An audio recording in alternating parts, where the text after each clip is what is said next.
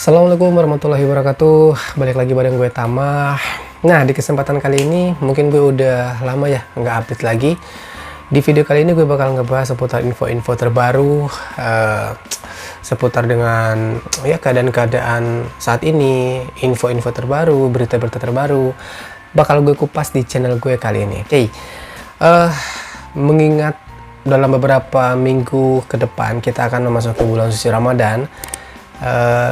Pasti juga teman-teman di sini udah pada denger yang namanya info mudik, dan sesuai dengan tema video gue kali ini gue akan ngebahas soal update info terbaru soal mudik Lebaran 2021. Simak terus videonya.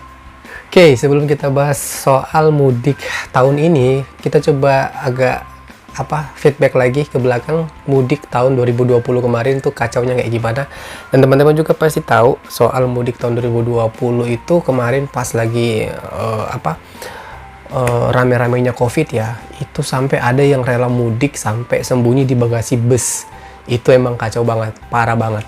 Nah, di mudik tahun ini bedanya di mana? Bedanya ternyata aturan terbaru itu menghimbau bahwa larangan mudik itu diberlakukan selama 10 hari.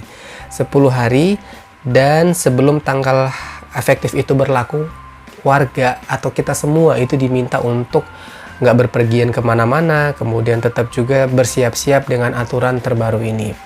Nah, kira-kira aturan 10 hari larangan mudik itu jatuh di tanggal berapa dan sampai tanggal berapa sih? Nah, ini menurut artikel yang gue baca, ternyata pemerintah telah memutuskan larangan aktivitas mudik Lebaran tahun 2021 itu mulai dari tanggal 6 Mei sampai 17 Mei 2021. Dan aturan larangan mudik ini juga disampaikan langsung oleh Menteri Koordinator Bidang Pemberdayaan Manusia dan Kebudayaan atau PMK, yaitu Bapak Muhadjir Effendi. Ini udah disiarkan secara langsung dan juga diumumkan di Instagram Kemenko PMK. Jadi yang mau gue soroti di sini adalah kebijakan daripada aturan mudik 2021. Jadi tujuan pemerintah untuk meluncurkan aturan larangan mudik ini masih tetap sama dengan tahun 2020 ya.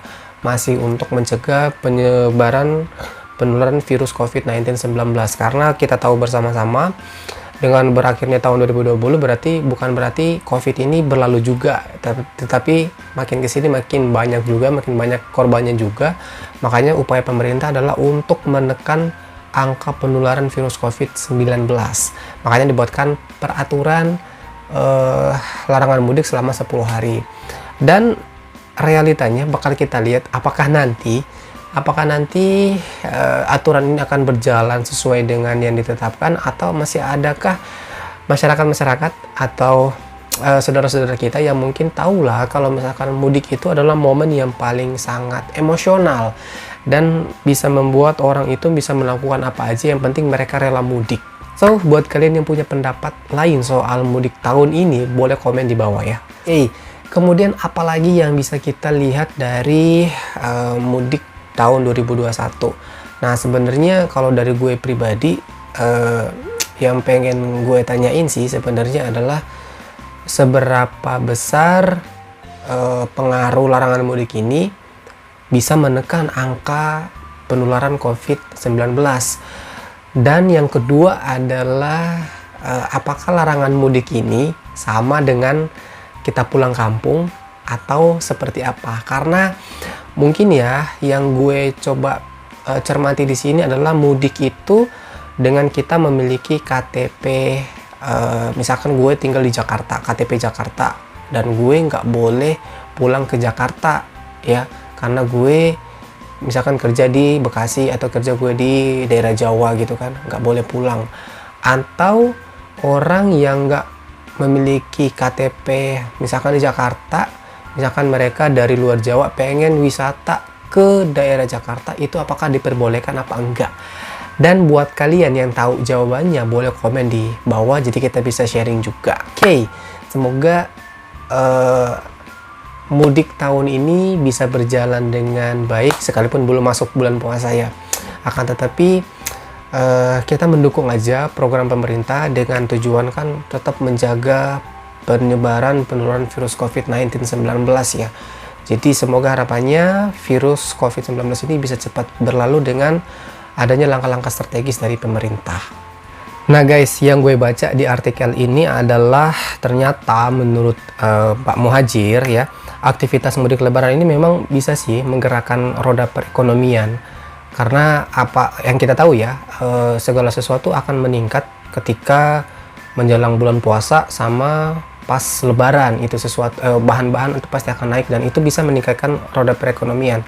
Nah, akan tetapi yang disampaikan oleh Bapak Muhadjir ini adalah jika kalau kasus COVID ini, misalkan kalau pemerintah itu nggak ngatur adanya pembatasan libur atau larangan mudik ya pada saat lebaran, itu bisa akan menimbulkan risiko tingginya angka COVID-19 lagi, dan itu akan lebih besar biayanya ketimbang dengan pertumbuhan ekonomi di saat bulan lebaran tersebut. Makanya dibikin atau diterbitkan aturan larangan mudik ini.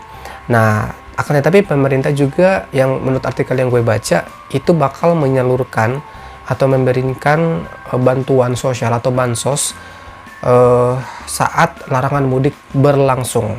Nah, jadi akan tetapi aturan bansos ini akan diterbitkan lagi oleh pemerintah terkait dengan mekanismenya seperti apa, itu akan diupdate lagi kayak gitu. Oke.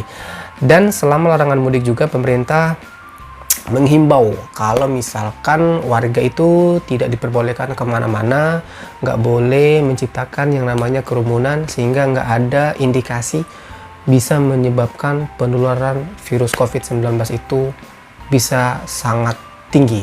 Oke.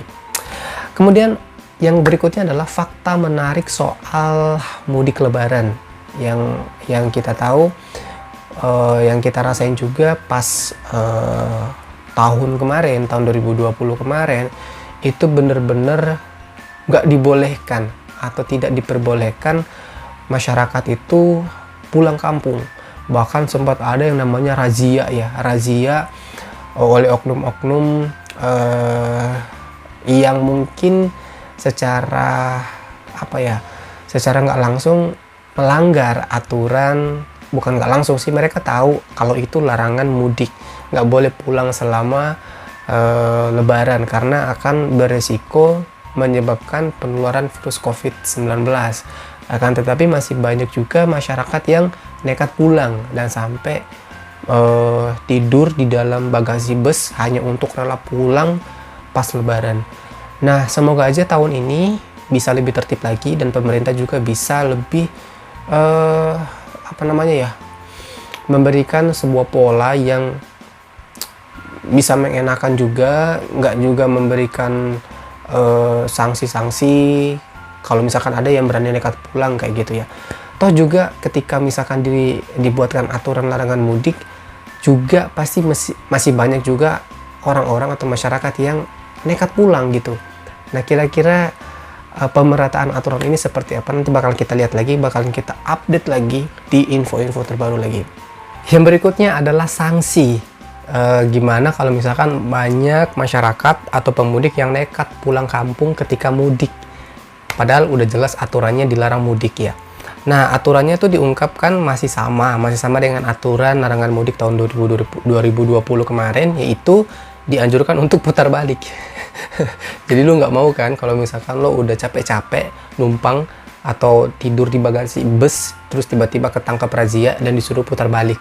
Itu apes banget pasti. So, apapun kebijakannya kita doain aja semoga yang menjadi tujuan dari pemerintah bisa terlaksana dan kita semua juga selamat sih. Tujuannya seperti itu. Kita semua selamat dan nggak ada yang namanya bertambah lagi korban COVID-19. Tujuannya kan itu sebenarnya. Oke, mungkin itu aja video gue kali ini. Semoga dapat memberikan informasi tambahan buat kalian semua. Pesan gue, dimanapun kalian berada, semoga tetap sehat ya. Tetap jaga kesehatan, rajin pakai masker, rajin cuci tangan, tetap menerapkan protokol kesehatan, baik itu di lingkungan rumah atau di lingkungan pekerjaan. Oke, sampai jumpa lagi di video gue berikutnya. Semoga bermanfaat.